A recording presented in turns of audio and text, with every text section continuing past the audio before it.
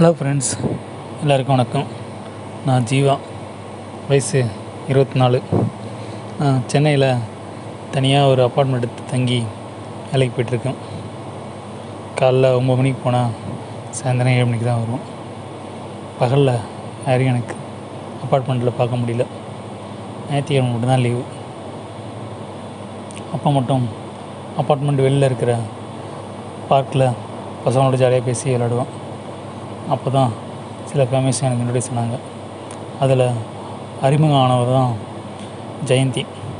வயசு 34. பார்க்க செமகட்டை, பார்த்தாலே அள்ளிக்க தோணும். 2 பசங்க. ஞாயிற்றுக்கிழமை மட்டும்தான் அவளை பார்க்குற எனக்கு சந்தர்ப்பம் கிடைக்கும். மற்ற நாள்லாம் பார்க்க முடியாது.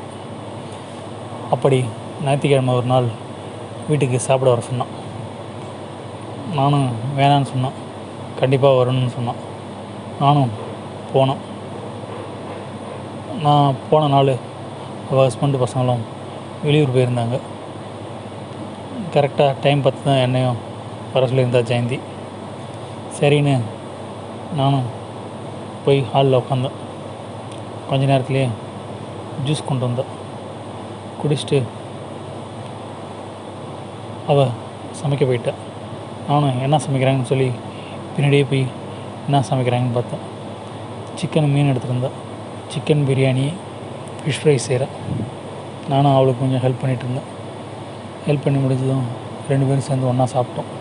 சாப்பிட்டதுக்கப்புறம் சிக்கன் எப்படி இருந்தது, நல்லா இருந்ததா அப்படின்னு கேட்டால், நல்லா இருந்துச்சு, சூப்பராக சமைக்கிறீங்க, உங்கள் ஹஸ்பண்ட் கொடுத்து வச்சாரு அப்படின்னு.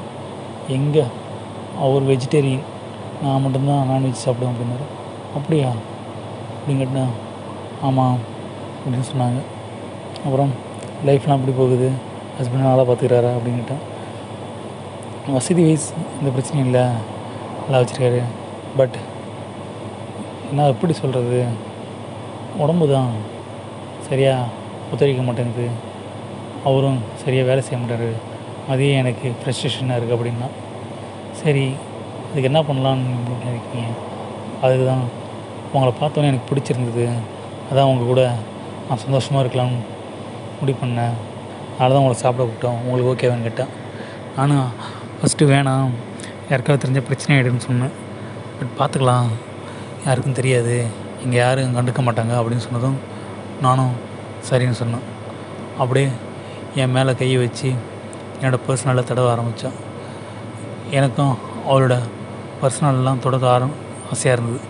நானும் தொட்டு பார்த்து ஜாலியாக இருந்தேன். அப்படியே கொஞ்சம் கொஞ்சமாக 2 பேரும் ஆசையில் ஒன்றா சந்தோஷமாக இருந்தோம்.